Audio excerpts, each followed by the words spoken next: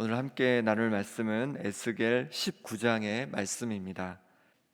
에스겔 19장 1절은 이렇게 시작합니다. 너는 이스라엘 고관들을 위하여 애가를 지어 부르라. 애가를 지어 부르라고 시작을 합니다. 애가는 슬픈 노래입니다. 하나님께서는 에스겔로 하여금 이스라엘 고관들을 앉혀놓고 그들에게 슬픈 노래를 불러주라는 거예요. 지금 에스겔이 어디 있냐면 바벨론의 포로로 잡혀와 있습니다.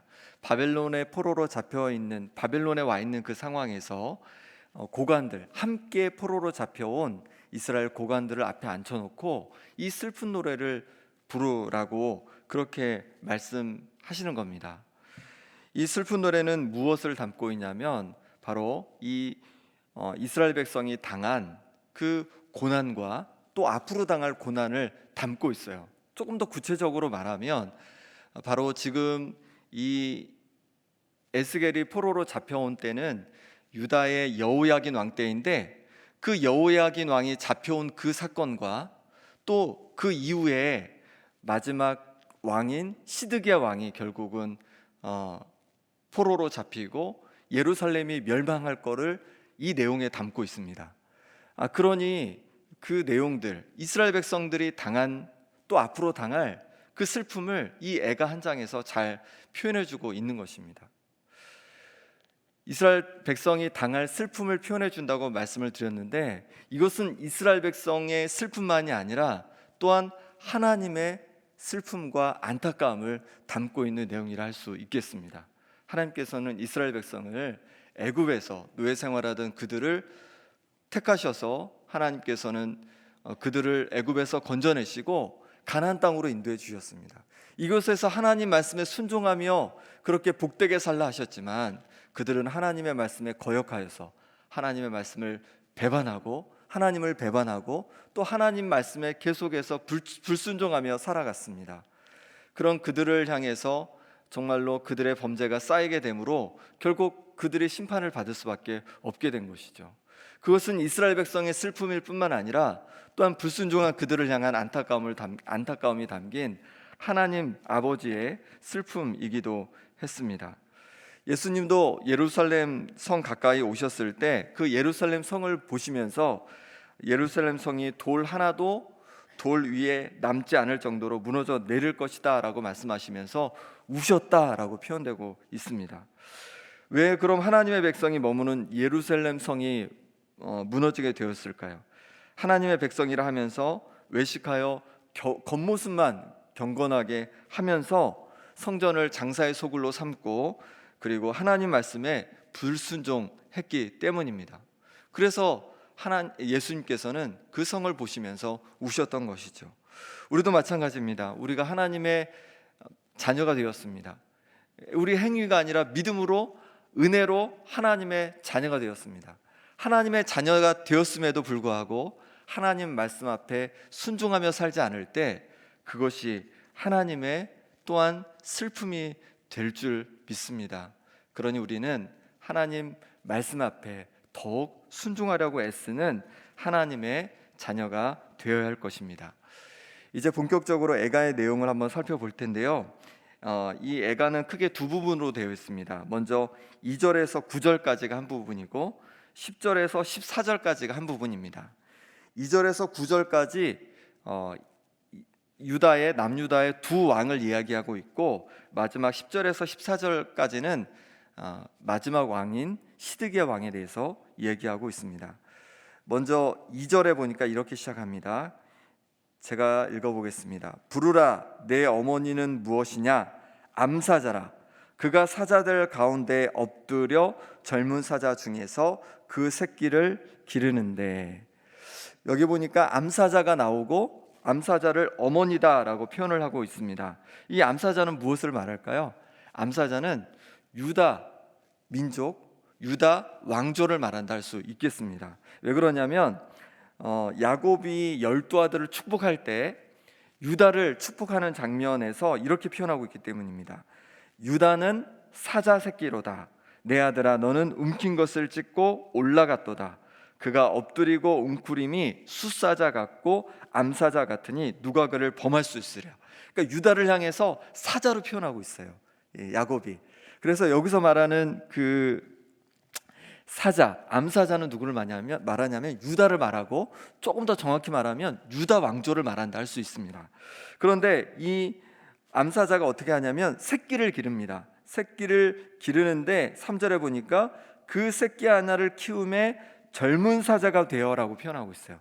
그러니까 새끼 하나를 키워서 젊은 사자가 되었는데요, 이거는 뭘 말하냐면 왕을 말하는 겁니다. 젊은 사자가 되었다는 건 이제 왕이 되었다는 겁니다. 근데 이 왕이 어떻게 되냐면 결국 4절 말씀을 같이 한번 읽어볼게요. 4절 같이 읽습니다. 이방이 듣고 함정으로 그를 잡아 갈고리로 꿰어 끌고 애굽 땅으로 간지라. 어디로 잡혀가게 되냐면 애굽 땅으로 잡혀가게 됩니다. 이게 누구를 말하는 거냐면 바로 요시아의 아들인, 요시아 왕의 아들인 여호아하스 왕을 말하는 것이죠. 여호아하스 왕이 왕으로 이렇게 세움을 받았다가 결국 애굽의 포로로 잡혀가게 되거든요. 그 바로 여호아하스를 빗대어서 말씀하고 있는 겁니다. 자, 그 다음에 5절에 보니까 암사자가 다른 새끼 하나를, 이제 새끼 사자를 키워서 젊은 사자가 되는데요, 이 젊은 사자도 또 어디로 잡혀갑니다. 9절 말씀을 같이 읽어보겠습니다. 9절입니다. 우리에 넣고 갈고리를 꿰어 끌고 바벨론 왕에게 이르렀나니 그를 옥에 가두어 그 소리가 다시 이스라엘 산에 들리지 아니하게 하려 함이라. 아멘. 어디로 이번엔 끌려갔습니까? 바벨론 땅으로 끌려갔습니다. 이건 누굴 말하냐면 바로 여호야긴 왕을 말합니다. 여호야긴 왕이 바벨론 느부갓네살 왕에 의해서 바벨론으로 끌려오게 되는데 바로 그 왕을 얘기하는 겁니다. 그리고 이 여호야긴 왕이 끌려올 때에 누구도 같이 끌려왔냐면 에스겔, 지금 에스겔을 쓰고 있는 에스겔도 같이 끌려갔던 것이죠. 그래서 그 상황들을 표현하고 있는 것이죠. 이 두 젊은 사자의 내용을 통해서 어떤 것을 하나님께서는 말씀하려고 하시는 걸까요? 이 두 젊은 사자가 잘했으면 이렇게 포로로 잡혀오지 않았을 거예요. 근데 그들이 힘이 생기고 왕이 됐을 때 아주 못되게 행동을 했습니다. 몇 절을 보시냐면요, 우리 본문 먼저 첫 번째 사자 부분을 볼 텐데 3절 말씀을 다시 한번 읽어보겠습니다. 3절입니다. 시작. 그 새끼 하나를 키움에 젊은 사자가 되어 먹이 물어뜯기를 배워 사람을 삼킴에. 자, 이 젊은 사자는 여호아스 왕이라고 했습니다. 왕은 어떻게 해야 되냐면 백성들을 잘 돌보고 또 백성들을 지켜야 됩니다. 그런데 이 젊은 사자로 표현된 이 왕은 어떻게 합니까? 물어뜯기를 배워 사람을 삼켰다라고 표현하고 있어요. 그러니까 백성들을 삼켰다는 거예요. 백성들을 억압하고 백성들 것을 착취했다는 것입니다. 그 다음에 여호야긴 왕에 대해서 두 번째 젊은 사자인 여호야긴 왕에서 표현하는 내용을 좀 보겠습니다. 6절 7절 말씀은 제가 한번 읽어보겠습니다. 6절 7절입니다. 젊은 사자가 되매 여러 사자 가운데에 왕래하며 먹이 물어뜯기를 배워 사람을 삼키며 그의 궁궐들을 헐고 성읍들을 부수니 그 우는 소리로 말미암아 땅과 그 안에 가득한 것이 황폐한지라. 이 두 번째 젊은 사자인 여호야긴 왕도 뭐라고 하냐면 먹이 물어뜯기를 배워서 누굴 삼켜요? 사람을 삼킨다는 거예요. 동일하게 자기 백성들을 억압하고 착취한다는 겁니다. 그뿐만 아니라 그의 궁궐들을 헐고 성읍들을 부순다고 얘기하고 있고, 그 소리로, 우는 소리로 그 땅을 황폐하게 만들어 버렸다, 이렇게 얘기하고 있습니다. 그러니까 이 두 번째 젊은 사자인 여호야긴 왕도 이 예루살렘을, 유다 땅을 완전히 황폐하게 만들어 버린 거예요. 자기 백성을 돌보지 않고 지키지 못하고 오히려 황폐하도록 그렇게 만든 것입니다. 하나님께서 이들을 왕으로 세우는 것은 그 힘으로 백성을 돌보고 지키라고 세워주신 건데, 하지만 오히려 이들은 그 힘으로 자기가 힘이 생기자 자기 백성들을 억압하고 착취하고 하나님께서 주신 나라를 제대로 다스리지, 돌보지 못했습니다. 하나님께서는 우리에게도 많은 것을 주셨습니다. 왕만큼은 아니더라도 빈손으로 이 땅에 온 우리에게도 많은 것을 주셨습니다. 그것을 가지고 무엇을 하라고 하시는 걸까요? 나의 편의를 위해서, 나의 만족을 위해서만 살라고 하시는 걸까요? 그것이 아니라는 것입니다. 우리에게 주신 그 힘과 능력으로 그렇지 못한 사람을 돌보고 지키라고 우리에게 그 힘과 능력을 주신 줄 믿습니다. 하나님께서는 우리 각자에게 크든 작든 여러 가지 달란트들을 주셨어요. 그 어떤 재능들, 다른 사람보다 내가 좀 더 잘하는 재능들, 또 힘, 또 재물, 또 건강, 또 내가 가진 경험들, 이런 것들이 다 하나님께서 내게 주신 달란트일 수 있습니다. 그것을 가지고 어떻게 사용하기를 하나님께서는 원하실까요? 그것을 가지고 나만 잘 먹고 잘 사는 것이 아니라 다른 사람들을, 어렵고 힘든 사람들을 향해서 돌보고 나누라고 그렇게 우리에게 주신 것인 줄 믿습니다. 큰 힘에는 큰 책임이 따릅니다. 우리에게 주신 만큼, 또 우리가 가진 만큼 더 다른 사람을 돌보고 또 챙길 의무가 있다는 것입니다. 그러니 하나님께서 주신 그 은혜들을 가지고 더 힘써 이웃을 돌보고 챙기고 나눌 수 있는 우리 성도님들 될 수 있기를 바랍니다. 10절부터는 또 새로운 애가가 이제 등장하는데요. 10절은 이렇게 시작합니다. 같이 한번 읽어보겠습니다. 내 피의 어머니는 물가에 심겨진 포도나무 같아서 물이 많으므로 열매가 많고 가지가 무성하며. 내 피의 어머니는 이라고 표현되어 있는데 이것도 이스라엘이라고 할 수 있겠습니다. 이 이스라엘은 물가에 심겨진 포도나무 같아서 물이 많으므로 열매가 많고 가지가 무성하대요. 이건 뭘 말씀하냐면 이스라엘 백성은 물가에 심어진 포도나무가 같다는 거예요. 그래서 물가에 심어진 포도나무면 어떻게 되냐면 물가에서 끊임없이 물과 영양분을 공급받을 수 있습니다. 그래서 때로 가뭄은 해도 걱정할 것이 없어요. 왜냐하면 물가에 있기 때문에 그 물가로부터 끊임없이 물을 공급받을 수 있기 때문에 그렇습니다. 그러니 계속해서 잎사귀를 무성하게 내고 좋은 열매들을 많이 맺을 수 있는 거예요. 하나님께서는 이 이스라엘 백성을 물가에 심어진 포도나무 같다 이렇게 말씀하고 있는 겁니다. 자, 그러면 그 물이 무엇일까요? 그들에게 끊임없이 영양분을 주고 물을 공급해주는 그 물은 무엇일까요? 바로 하나님인 것입니다. 하나님께서 이스라엘 백성들에게 물이 되어 주셔서 그들에게 끊임없이 복을, 끊임없이 은혜를 흘려보내 주셨습니다. 그럼 그들은 많은 열매들, 좋은 열매들을 많이 맺어야 될 터인데 그들은 그렇지 못했습니다. 왜 그럴까요? 그들이 하나님을 배반하고 하나님 말씀 앞에 불순종했기 때문에 그런 것입니다. 11절 말씀을 같이 한번 읽어보겠습니다. 그 가지들은 강하여 권세 잡은 자의 규가 될 만한데 그 하나의 키가 굵은 가지 가운데에서 높았으며 많은 가지 가운데에서 뛰어나 보이다가. 아멘. 그 가지들은 이스라엘 백성의 한 지파 한 지파를 말한다고 할 수 있습니다. 그런데 그 가지들이 다 강하여 권세 잡은 자의 규가 될 만한데 그 하나의 크기가 굵은 가지 가운데서 높았다라고 되어 있는데 그것은 유다 왕조를 말한다 할 수 있겠죠. 많은 가지 가운데서 뛰어나 보이다가 어떻게 됐냐면 12절에 보니까 분노 중에 뽑혀서 땅에 던짐을 당하매 그 열매는 동풍에 마르고 그 강한 가지들은 꺾이고 말라 불에 탔더니.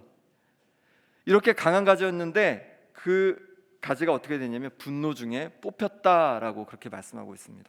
이것은 뭘 말씀하고 있냐면 바로 유다 왕조의 마지막을 얘기하고 있는 것입니다. 유다 왕조의 마지막 왕 시드기야 왕, 그 시드기야 왕까지도 하나님 말씀에 불순종해서 그렇게 살아가다가 결국은 하나님의 진노하심 속에서 뽑혀서 땅에 던짐을 받았다. 이 말은 뭐냐면 이제 왕의 자리에서 내려오게 된 것이죠. 그리고 어떻게 됐습니까? 13절 말씀을 같이 읽어보겠습니다. 이제는 광야 메마르고 가물이 든 땅에 심어진 바 되고. 이제 어떻게 되냐면 시드기야 왕이 이 바벨론의 공격을 받아서 두 눈이 뽑히고 아들들이 다 자신이 보는 앞에서 죽임을 당하고 그리고 나서 바벨론의 포로로 잡혀게 되게 된 것을 말씀하신 것입니다. 13절에 보니까 뭐라고 얘기하냐면 광야, 메마르고 가물이 든 땅이라고 바벨론을 표현하고 있습니다. 바벨론에 물이 없어서 이렇게 표현할까요? 그렇지 않습니다. 거기 바벨론 옆에는 그 유프라테스 강, 티그리스 강, 큰 강들이 흘러갑니다. 근데 왜 여기를 가문 땅이라고 하고 메마른 땅이라고 할까요? 왜냐하면 그들이 하나님의 백성임에도 불구하고 하나님을 의지하지 않고 하나님을 거역하고 그렇게 그들이 살아갔기에 그들을 향해서 광야, 메마르고 가물이 든 땅에 심어진 바 되었다, 이렇게 표현하고 있는 것입니다. 그렇습니다. 하나님께서는 이스라엘 백성에게 물의 근원이 되어 주셨습니다. 그래서 그들에게 끊임없이 복을 흘려주시고 은혜를 흘려주셨습니다.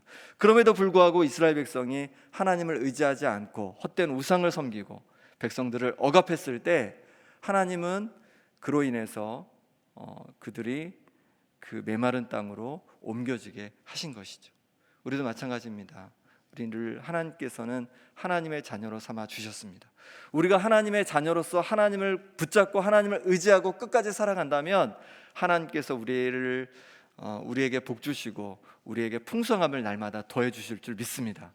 하지만 우리가 하나님이 아니라 사람을 의지하고 그리고 내 힘을 의지하며 살아갈 때 우리는 이 건조한 사막과 같은 그런 인생의 메마름을 또한 경험하게 될 것입니다. 하나님의 자녀로서 하나님을 더욱 의지하고 하나님을 붙들고 하나님만 바라보고 살아가는 우리 성도님들 되시기를 간절히 바랍니다. 이 시간 우리 함께 기도하겠습니다. 기도하실 때 하나님께서 우리에게 여러 가지 달란트를 주셨습니다. 우리에게 어떤 재능을 주시고 또한 재물을 주시고 다른 사람이 경험하지 못한 경험을 주시고 여러 가지 달란트를 주셨는데 이것을 가지고 나만 위해서 살아가는 것이 아니라 나누는 삶이 되게 하여 주시옵소서, 이렇게 기도하시고 또한 기도할 때 하나님을 의지합니다. 나의 힘도 아니고 다른 사람도 아니고 하나님을 의지하오니 나와 또 내 가족의 인생을 인도해 주시옵소서라고 기도하겠습니다. 또한 이 나라와 교회들이 코로나의 어려움 속에 있습니다. 이 어려움들을 함께 지혜를 모아 잘 극복할 수 있도록 도와주시라고 이제 우리 함께 기도하겠습니다. 아버지 하나님, 우리에게 여러 가지 달란트들과 능력들을 허락하신 것은 그것을 가지고 나만 잘 살라고 주신 것이 아니라 나누고 사랑하라고 주신 줄 믿습니다. 하나님 아버지, 우리에게 주신 재능들, 재물들, 또한 경험들, 하나님께서 주신 것들을 가지고 나만 위해서 살아가는 삶이 아니라 나누고 섬기는 복된 삶이 될 수 있도록 허락하여 주옵소서. 그래야 우리가 복의 근원이 되게 도와주시고 복을 나누는 삶이 될 수 있도록 역사하여 주시옵소서. 하나님을 의지하며 살아가길 원합니다. 내 힘이 아니라 내 능력이 아니라 그리고 다른 사람을 의지하는 것이 아니라 하나님을 의지하며 나아가오니 하나님께서 우리의 삶을 우리 가족의 인생을 하나님 인도하시고 역사하여 주옵소서. 하나님, 그러므로 말미암아서 하나님 앞에 풍성한 인생 되게 도와주시고 하나님께 영광 돌리는 인생 될 수 있도록 하나님 도와주시옵소서. 아버지 하나님, 붙잡아 주시기를 원합니다. 아버지 하나님, 우리 심령이 부족하니 연약합니다. 하나님, 날마다 도와주셔서 하나님을 바라볼 수 있는 경건한 마음을, 아버지 하나님 기뻐하시는 마음을 더하여 주시옵소서. 이 나라 교회들 가운데 하나님 도와주시길 원합니다. 코로나로 말미암아서 많은 어려움을 겪고 있습니다. 하나님, 이 나라 국률하게 주셔서 이 위기를 끝까지 잘 이어갈 수 있도록 도와주시고 교회들도 하나님께서 도와주심으로 말미암아서 아버지 하나님, 이 어려움의 때에 하나님을 바라보게 도와주시고 하나님을 의지하게 도와주시고 또한 아버지의 지혜롭게 이 어려움들을 이겨갈 수 있도록 하나님 은혜 도하여 주시옵소서. 하나님의 도심을 구합니다. 하나님, 우리를 만져 주시옵소서. 우리를 새롭게 하여 주시옵소서. 아버지 하나님께서 부어주신 은혜로 날아갈 수 있도록 하나님 붙잡아 주시옵소서. 하나님 붙잡아 주시옵소서. 하나님 아버지, 이 땅에 빈손으로 온 우리에게 여러 가지 은혜들을 허락하시니 감사합니다. 여러 가지 재능을 허락해 주시고 또한 여러 가지 경험들을 쌓게 하여 주시고 또 재물도 주시고 여러 가지 우리 삶의 많은 것들을 누리게 하신 것 감사합니다. 이제 그것을 가지고 나만을 위한 삶이 아니라 나누고 섬기는 복이 되는 삶이 될 수 있도록 역사하여 주옵소서. 아버지 하나님, 우리 인생을 살아가면서 때로 우리의 힘을 의지하고 우리의 능력을 의지하고 또 다른 사람을 의지하며 살 때가 있었습니다. 하지만 그것으로는 우리의 인생이 복된 삶이 될 수 없음을 고백합니다.